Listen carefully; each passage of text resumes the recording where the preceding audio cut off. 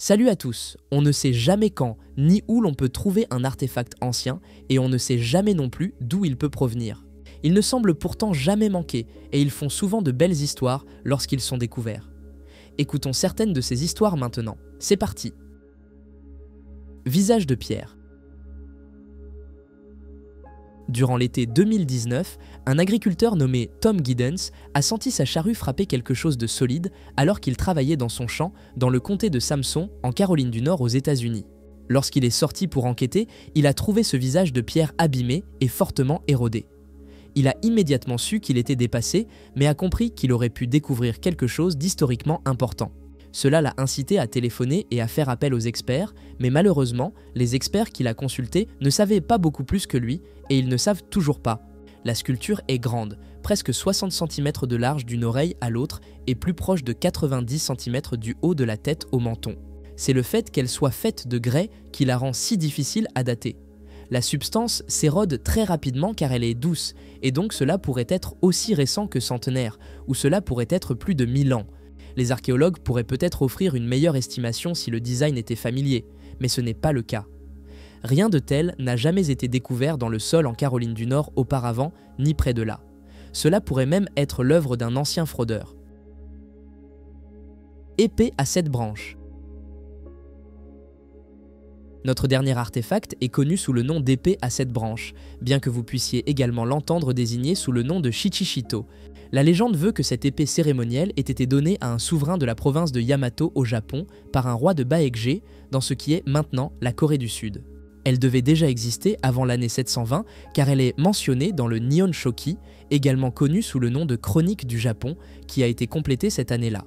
Le texte prétend qu'elle a été remise pendant la 52e année du règne de l'impératrice Jingu. Mais l'impératrice Jingu est une figure presque mythique, et donc aucune datation liée à son règne présumé ne peut être considérée comme fiable. L'épée inhabituelle mesure presque 1,21 m de long et est faite de fer, avec 6 saillies sortant de la lame centrale, comme des branches. Elle est considérée si précieuse qu'elle n'est pas exposée au grand public et est au contraire soigneusement enfermée dans le sanctuaire d'Izonokami, dans la préfecture de Nara.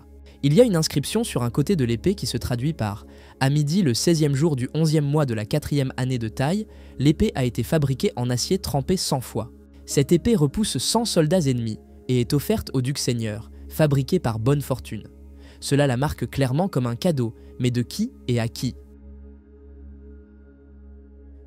La Pala d'Oro. La Pala d'Oro est presque universellement reconnue comme l'œuvre la plus accomplie d'émail byzantin dans le monde. Cependant, la Pala d'Oro telle qu'elle existe aujourd'hui ne ressemble guère à la Pala d'Oro telle qu'elle était lorsqu'elle était neuve. Son nom peut être traduit soit par la toile d'or, soit par la pâte d'or, ce qui ne vous donne pas vraiment une idée de son but. C'est un retable d'autel principal et vous pouvez le trouver à l'intérieur de la basilique di San Marco à Venise en Italie. La plupart des historiens acceptent qu'elle a été commandée par le doge Pietro Orseolo en l'an 976. L'original comportait quelques représentations en émail de saint, mais était principalement composé de pierres précieuses. Le doge Ordelafo Faliero l'a fait considérablement agrandir en 1105, puis Andrea Dandolo a fait retravailler tout l'ensemble de manière extensive par un orfèvre en 1345. Dandolo deviendra plus tard lui-même doge de Venise. Il a fait ajouter un cadre à la pièce sur lequel se trouve une inscription confirmant ce qu'il a fait à la Pala d'Oro, ainsi que son propre compte de quelles pièces ont été ajoutées précédemment par qui et quand. 3 autres modifications majeures ont été effectuées depuis lors. Reliquaire de la Sainte Épine. Le reliquaire de la Sainte Épine est l'un des plus beaux reliquaires que vous êtes susceptible de voir, mais les historiens ne sont pas sûrs de qui l'a fabriqué. Ils pensent qu'il a très probablement été créé dans les années 1390 sur demande de Jean, duc de Berry, pour qu'il ait un endroit où abriter une prétendue relique de la couronne d'épines. C'est l'une des principales œuvres d'orfèvrerie créées pour les cours de la famille royale Valois et l'une des rares qui survivent encore. Comme vous pouvez le deviner en le regardant, le reliquaire de la Sainte Épine est fait d'or, avec des décorations luxueuses de perles et de joyaux, en plus de l'ajout de pas moins de 28 figures tridimensionnelles faites d'émail blanc. La vue de face du reliquaire montre le jugement dernier, incluant la Trinité et les saints supervisant la résurrection des morts. En dessous se trouve une longue épine qui est censée provenir de la couronne portée par le Christ sur la croix. Il y a une paire de portes à l'arrière de l'objet qui s'ouvrent pour révéler un trou qui aurait pu autrefois contenir une autre relique. La pièce a été saluée comme l'une des réalisations suprêmes de la métallurgie européenne médiévale. Coffret d'agate d'Oviedo. Le coffret d'agate d'Oviedo est exactement ce à quoi cela ressemble, mais c'est un artefact tellement beau qu'il mérite une description plus détaillée que cela.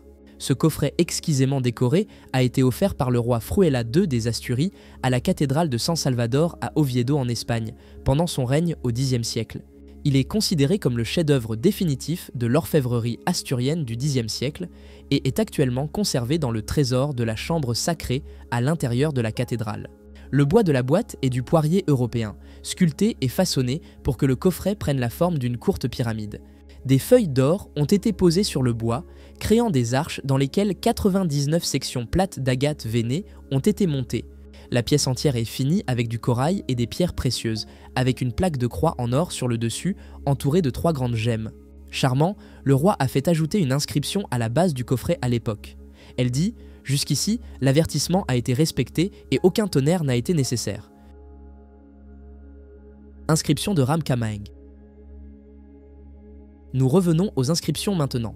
Plus précisément, nous parlons de l'inscription de Ram Kamaeng. Cette stèle porte des inscriptions qui sont considérées comme les plus anciens exemples connus de l'écriture thaï, datant de 1292. C'est une longue inscription et offre une description du royaume de Sukhothai pendant le règne du roi Ram Kamaeng, d'où le nom de l'artefact. L'inscription est attribuée au roi, mais évidemment, il ne l'aurait pas inscrite de sa propre main. C'est grâce à l'existence de cette stèle que Sukhothai est venu être considéré comme le premier véritable royaume thaï. Il y a eu une période entre les années 80 et 90 où certains savants ont tenté de discréditer la stèle de Ram Kamaeng comme un faux, mais la plupart des universitaires et des historiens la reconnaissent maintenant comme authentique. En conséquence, l'UNESCO l'a inscrite sur le registre de la mémoire du monde en 2003. Le texte peint un tableau de Sukhothai comme une terre d'abondance, gouvernée par un roi aimable et bienveillant. Comme le texte a presque certainement été dicté par le roi lui-même, bien que nous devrions probablement prendre cela avec des pincettes.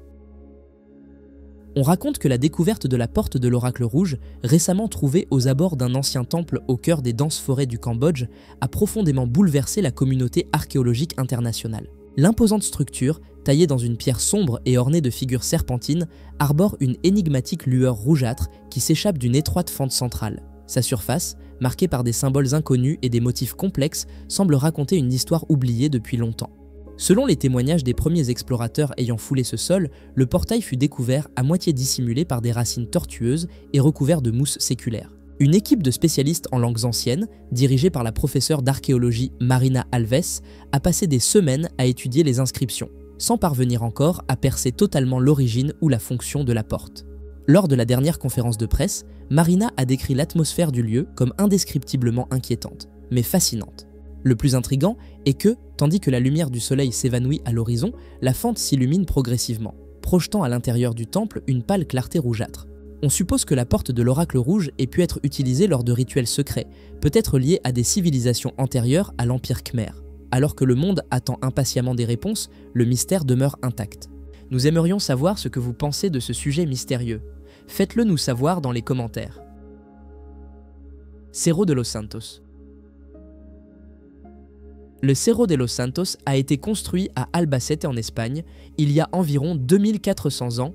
Les Romains aimaient ce sanctuaire religieux et en ont grandement profité, mais ils ne l'ont pas construit. Les origines du Cerro de los Santos sont enveloppées de mystères, car il a été détruit et reconstruit tant de fois que très peu des structures originales existent encore, et une fouille archéologique bâclée du 19e siècle a fait plus de mal au site que de bien. Les registres de cette fouille suggèrent que la plupart du temple était encore debout à l'époque, mais aujourd'hui, seul le contour du temple est encore là. Le site est particulièrement bien connu pour ses sculptures votives inhabituellement détaillées, dont plus de 300 ont été récupérées. Tout aussi inhabituel est le fait que la plupart des sculptures sont des femmes. La plus célèbre d'entre elles est la Dama del Cerro de los Santos, considérée comme un trésor national espagnol. La conception du sanctuaire original est incompatible avec le style habituel d'un sanctuaire ibérique, ce qui rend difficile de dire qui l'a construit, peut-être ne le saurons-nous jamais. Stèle de Bagnolo. Cela fait 60 ans depuis la découverte de la première stèle de Bagnolo et nous ne comprenons toujours pas vraiment sa signification.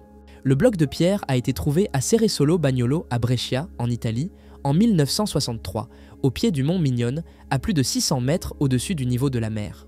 Il y a des représentations de 14 objets différents sur la surface de la pierre, tous ont été martelés dedans. Tous les symboles ou objets ne peuvent être identifiés, mais il est assez facile de voir le soleil, plusieurs dagues de style remedello, un bouquetin et une hache. 9 ans après la découverte de la première stèle, Bagnolo 2 a été trouvé très près du site de la découverte originale. Il y a 16 objets gravés sur la deuxième stèle et ils sont un peu plus élaborés. Les mêmes dagues et haches apparaissent, mais il y a aussi une figure humaine avec une charrue, un chien, 2 bœufs et des objets qui ont été interprétés comme des colliers et des pendentifs. Le style de l'art conduit les historiens à croire qu'il a été créé pendant l'ère chalcolithique italienne, il y a environ 5000 ans, et pourrait avoir été fait par des personnes qui vivaient sur la péninsule avant l'arrivée des Indo-Européens. Char de l'âge du fer. En 2021, un fragment d'un char de l'âge du fer a été trouvé à Eastbridge, dans le Suffolk, en Angleterre, lors des travaux préparatoires pour le projet de centrale nucléaire de Sizewell. La découverte est considérée comme tellement significative qu'elle n'a pas été rapportée avant janvier 2023. Le fragment de char est parti d'un essieu en bois et est exceptionnellement rare. Les scientifiques ont analysé l'artefact et déterminé qu'il est fait de bois de noisetier et a au moins 2100 ans. Il pourrait être plus proche de 2500. L'essieu a été trouvé à l'intérieur d'un puits que les experts croient avoir été creusé comme un point d'eau pour le bétail. Il ne s'est pas retrouvé là par accident. Le bois a été brisé et brûlé et a été trouvé entouré d'autres morceaux de bois carbonisés qui pourraient provenir du même char. Malgré l'acte de destruction délibéré, la majeure partie du fuseau pour le moyeu de la roue survit, tout comme une partie du lit de l'essieu. Plutôt que de faire partie d'un rituel, il est possible que le bois ait été réutilisé dans une tentative pour empêcher le point d'eau de s'effondrer dans le sol sableux. C'est un aperçu très rare et très précieux de la technologie britannique de l'âge du fer. Texte d'exécration. Dans une veine similaire mais différente aux tablettes de malédiction de Bath, examinons quelques textes d'exécration. Ces artefacts anciens sont parfois également connus sous le nom de listes de proscription et proviennent de l'Égypte ancienne. En termes simples, ce sont des listes des ennemis du pharaon en cours, incluant non seulement les ennemis officiels de l'État, mais aussi les personnes et les lieux considérés comme problématiques. Il semble que la pratique normale était de fabriquer un bol, un bloc de pierre ou d'argile, ou même une statuette d'un étranger enchaîné, d'écrire ces listes sur les surfaces des objets, puis de les détruire symboliquement et rituellement. C'était un processus cérémoniel et était censé avoir des qualités surnaturelles. En détruisant les objets, les personnes participant aux cérémonies croyaient qu'elles auraient un effet direct sur les personnes nommées dans les textes. Après l'acte, les morceaux brisés des artefacts seraient placés dans ou près de tombes ou d'autres sites rituels où ils sont souvent trouvés par les archéologues. La pratique a commencé à l'époque de l'Ancien Royaume, il y a 4500 ans, et a continué pendant plus de 1000 ans dans l'ère du Nouvel Royaume. Tablette de malédiction. Commençons par le thème des découvertes de l'époque romaine et examinons les tablettes de malédiction de Bath. Elles portent ce nom parce qu'elles ont été trouvées dans la ville de Bath, en Angleterre, entre 1979 et 1980. Il y en a 130 au total, toutes étant des tablettes de malédiction. Dans chaque cas, les tablettes invoquent la déesse romano-celtique Sulis Minerva, à la fois déesse mère et agent de malédiction, pour aider l'auteur à localiser ses biens volés et à apporter le malheur à ceux responsables des vols. Il semble que le vol était un problème commun aux bains romains de Bath entre le 2e et le 4e siècle. Ainsi, on pourrait dire que ces artefacts sont des tablettes de malédiction de Bath à plus d'un titre. Les objets spécifiés comme étant volés incluent de l'argent, des pierres précieuses, des bijoux et des vêtements. Certaines des malédictions sont plus spécifiques que d'autres. Par exemple, l'une d'elles dit « Docimédis a perdu 2 gants et demande que le voleur responsable perde son esprit et ses yeux dans le temple de la déesse. » Fait intéressant, certaines des inscriptions semblent être des imitations d'écriture créées par des personnes illettrées tentant de maudire des gens malgré leur incapacité à exprimer leurs pensées par écrit. Tablette d'écriture romaine en bois. L'archéologie n'est pas toujours un travail glamour. En janvier 2023, des archéologues en France se sont retrouvés à fouiller un ensemble de puits et de latrines anciens.